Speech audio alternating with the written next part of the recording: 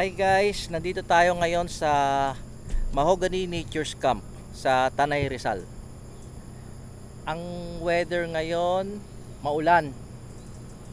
So luckily huminto siya since nakapagpabook na ako. Tinanong ko naman kung kaya ng sedan dahil sedan lang yung dala natin. Kaya naman daw. Kaya tinuloy ko na lang yung camping today kasi matagal-tagal na rin bago tayo nakapag-camp ulit. Gawa ng work natin, no? Tapos pag weekend may shoot pa tayo. So nahati talaga, hindi ako makapag-camping. Every time na magbabalak ako mag-camping, may pumapasok naman na booking para sa shoot. So ang ganda dito, relaxing. Tignan niyo yung bundok, oh. Tanaw na tanaw.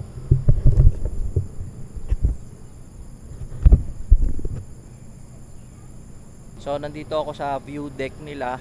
Doon kami nag-set up ng tent sa baba. So okay naman, may platform para hindi maputik.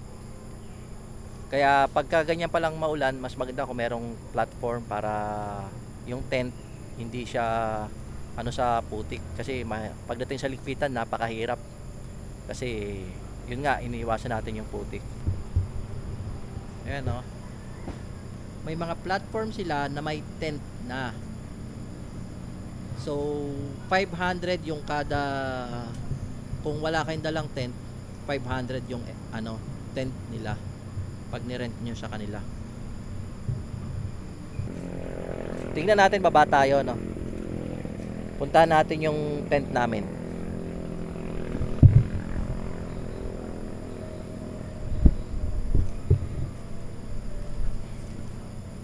Medyo madulas kasi ulan nga ng ulan.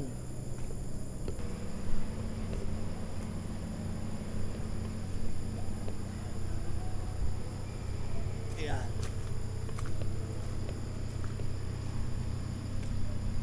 May heart shape para sa mga lovers dyan. Pwede daw mag-charge sa mga kubo-kubo nila, sabi sa amin. Ayan, katulad nito may outlet. So pag kailangan mong mag-charge, pwede ka daw makisaksak sa kubo. So yan yung sinasabi ko sa yung sa inyo na platform na may tent nang naka-ready.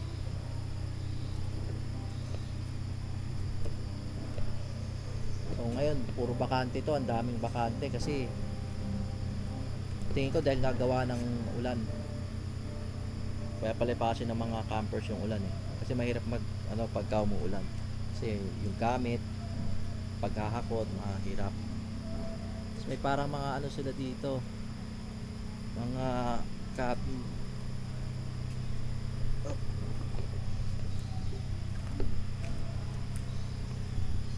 Ayun,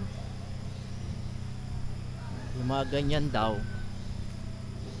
katulad yan, A-house tawag nila nasa 3K. Pero yung daanan nila magraba, nilagyan lang graba kasi maputik nga naman kapag walang graba.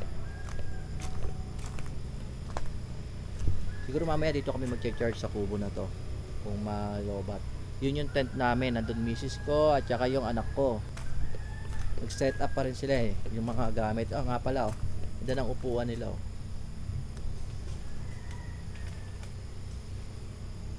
para kung gusto mo lang mag-chill, unwind. Okay. Yung sedan pala hindi mahihirapan dito, guys, no. Although rough road siya, pero maiksi lang at saka kaya naman, hindi dudulas. Kanina akala ko dudulas kasi basang-basa yung kalsada at saka maputik, pero hindi naman. Kaya naman.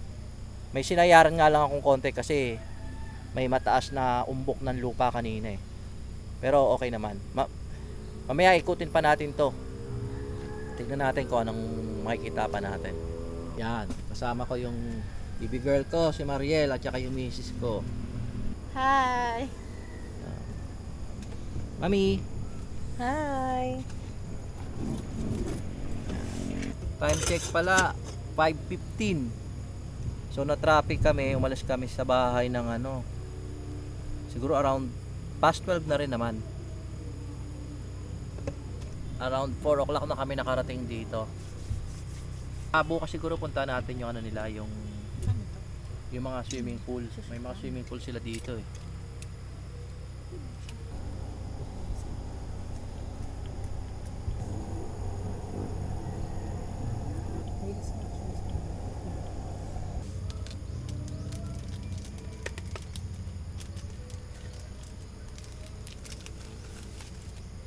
Hindi ko pa ilalagay.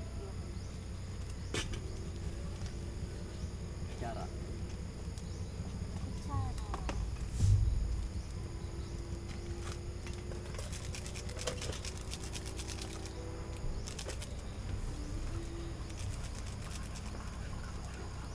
Ang gagamba ko ito.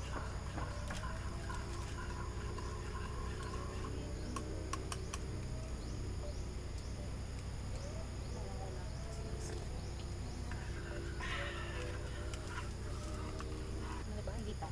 In-open ko. Narinig ko na. Na-realize ko. Sa my life.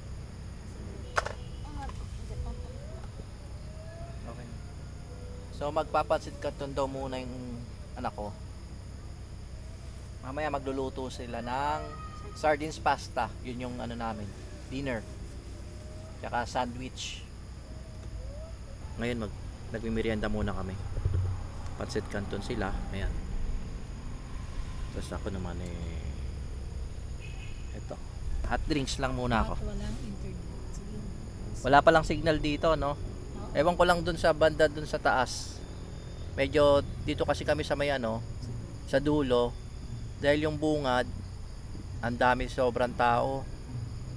Yung mga villa nila na good for ano 6 to 8 person, no? Pang magbabarkada tsaka pang family. Puno. So marami ring nagpunta pero mga nakabila sila. Yung mga tent lang, kukonti lang kami ditong nakatent.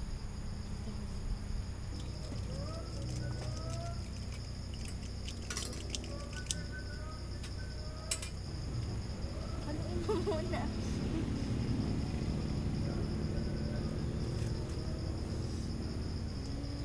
Sarap.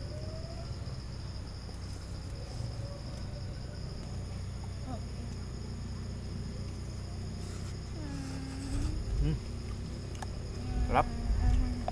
Tama, tikman mo. Malawak yung area nila. Meron pa dun mamaya. Punta natin yung baba. Guys, naririnig ko na kuliglig. Yan yung mga sounds na wala sa Manila. Try natin bumaba dun. Tignan natin.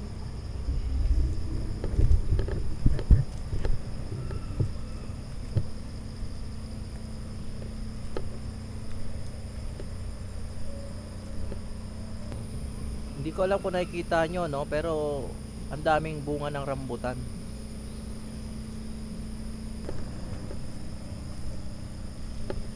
Ano kaya meron dito?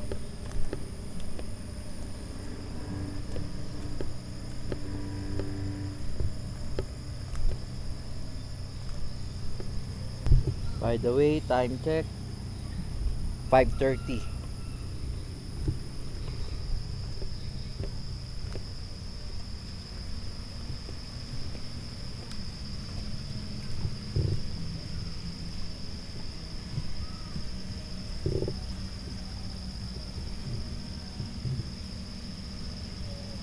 Paakit ulitin ko papunta sa harapan yan. Hindi na natin papasukin ha. Dito na lang siguro tayo. Akit na ulit tayo. So na-miss ko rin ulit mag-camping. Ang tagal din bago ako nakapag-camping. Siguro almost 4 months. Kasi nga busy tayo sa work. Para eto yung ano ko, stress reliever.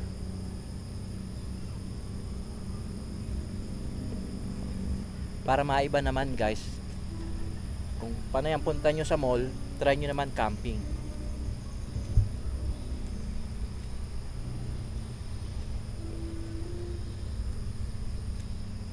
It's worth the experience. Ayan, susubukan naman natin itong chair nila na nakahang. Pwede ka mag-swing.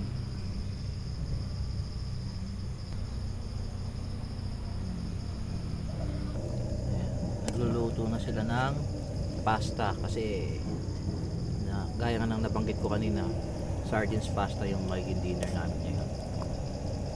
Tapos sandwich. Sakto.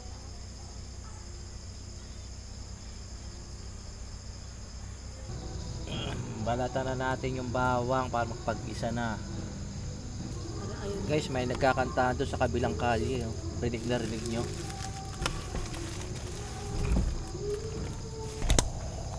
Buksan ko na ano.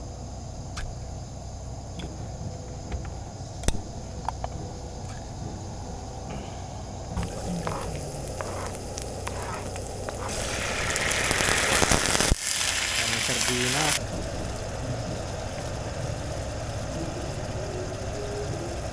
Ito na yung magiging pinaka sauce niya. Ginagawa nila.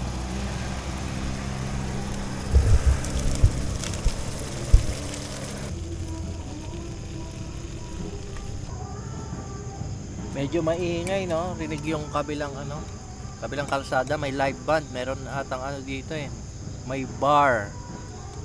Kaya paano yung kanta nila? Live band. Pasensya na kayo, guys. Hindi ganun kaganda yung boses.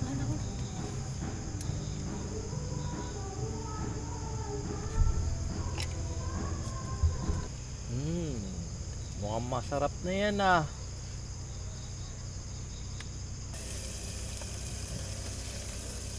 Eh, di pa ba yan naka-slice? Slice na. Yung slice ham. Nasa yung slice ham? Ito nga ham, diba?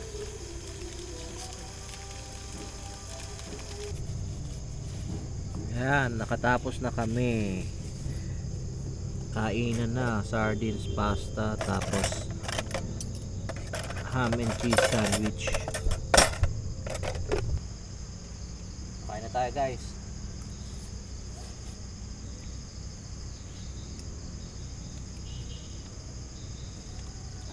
Ito yung isa sa paborito kong part ng camping pagdating sa kainan.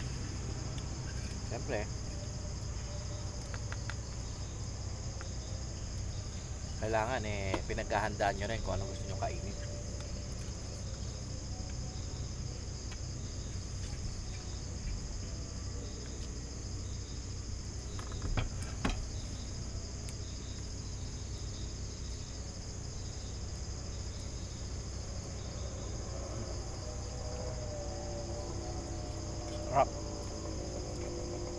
Time check, 6:45. So tapos na kami mag dinner. Kaya kwentuhan muna, relax, 'di ba?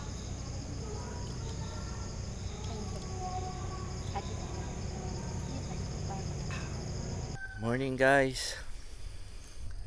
Time check, 5:45. Nagising ako kanina 4 o'clock. Magpo 4 a.m. Yan kasi yung body clock ko yan yung gising ko talaga. So hinintay ko muna medyo magliwanag konti, tapos saka ako maglakad-lakad. Dito sa baba sa pinanggalian ko madilim pa dahil mapuno, pero dito sa parking nila maliwanag na. Foggy morning, yan ang sasalubong sa'yo dito. And parking nila puro mga sedan, so kaya walang problema kung naka-sedan ka lang, hindi ka naka SUV or 4x4. So binuksan na ni kuya yung gate. Silipin natin yung harap nila. Turo sa inyo yung medyo maputik yung lugar, paakyat, pero kaya naman kasi kaya maputik. Doon kami nang galing. Maiksi lang naman yan.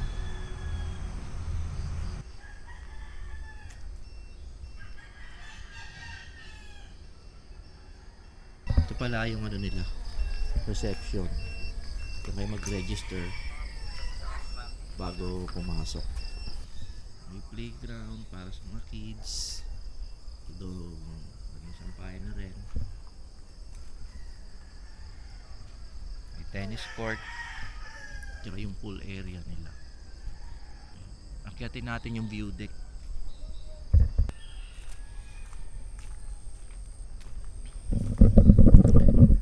Papunta tayo sa ano niya, view deck, yung tinuro ko kanina. Akyatin natin, tignan natin kung ano makikita natin doon.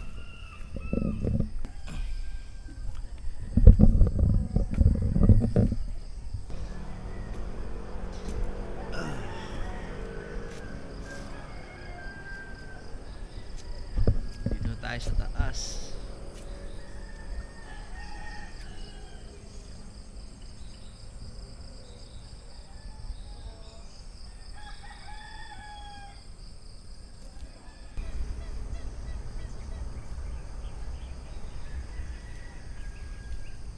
So wala kang makita, no, kasi foggy morning.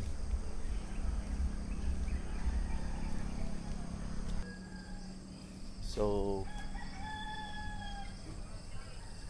I'm hoping na ma-experience nyo rin yung ganito, no.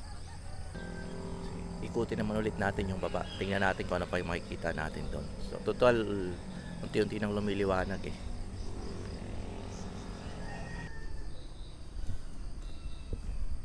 So para sa mga magkabarkada dyan, gusto nyo maglaro basketball, meron silang available na court dito. Hindi ko lang sure kung may bola silang available o kayo magdadala ng bola.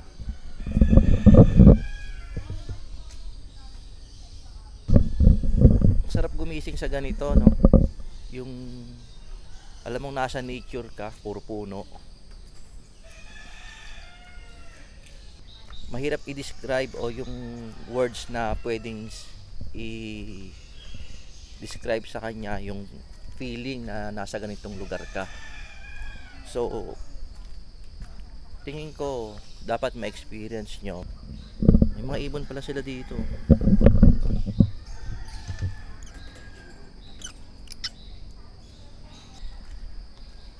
Okay. Ito pala yung papuntang hanging bridge.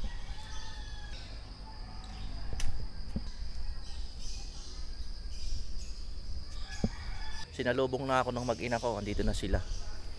Gusto din daw nilang makatawid dito sa ano, hanging bridge. Morning. Morning! Morning. Ba't maano? Mauga, no? Si Mami ko na pauga. Delikado mo. Mami, tuhod ko. So tingin ko kahit tag-init, hindi ganun kainit dito kasi nasa gitna ka pa rin ng puno eh. Oh. Sarap sa tenga ng tunog ng mga ibon. Silipin naman natin yung CR nila. Kasi importante sa akin yung CR. May CR sila dito. Meron din dun.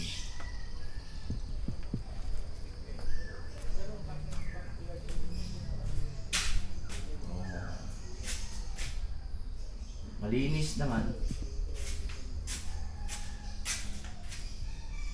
Ito naman yung shower room.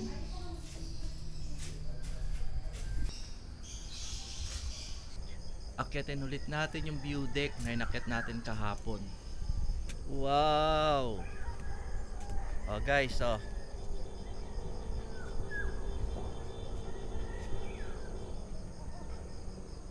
Hindi nyo na kailangan umakyat ng Baguio para ma-experience yung ganitong fog.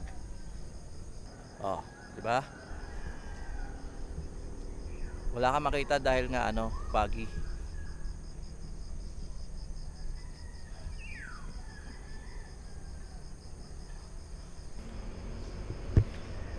Yun yung tent namin.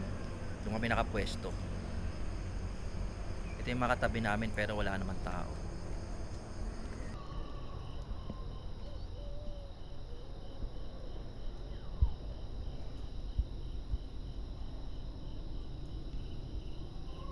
So mag-ano na kami ngayon, mag-prepare na kami ng breakfast.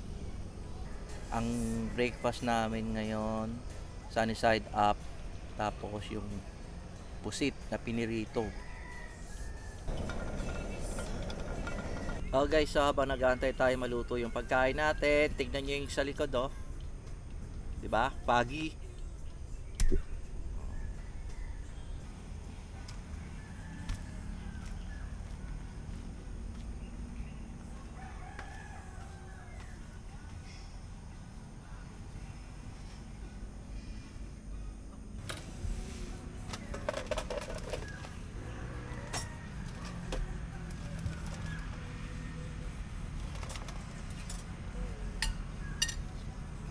Ito parang kulang pa ito naman. Dalawa yan, diba? Oo. Kulang sa talaga. Tama. Baka matamaan na ang grasa mo. Ay, mabasa. Maganda ako kasi ang tatlong.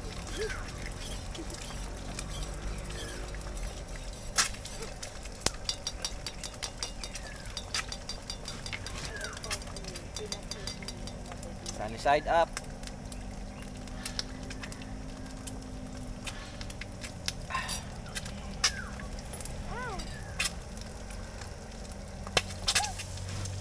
Pumuputok, pumuputok. Kasi natulo.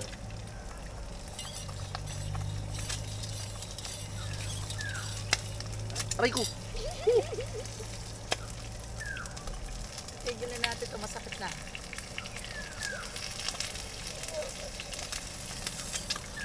Galit yung itlog guys.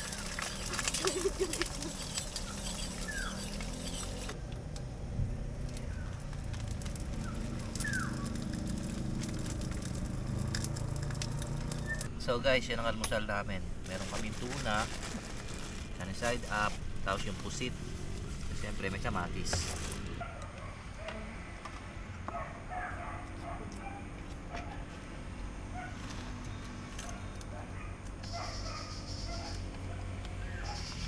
Alam nyo ba guys, itong pusit, isa to sa comfort food ko.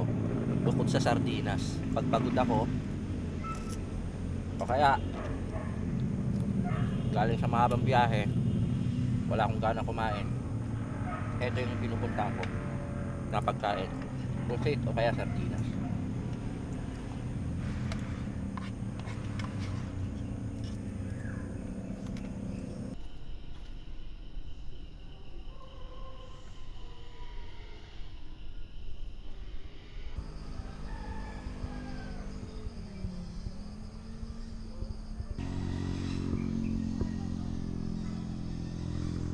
So guys, pack up na kami. See you ulit sa next camping adventure namin. Thank you for watching. Please follow Noel 18 TV, my YouTube channel. Bye guys!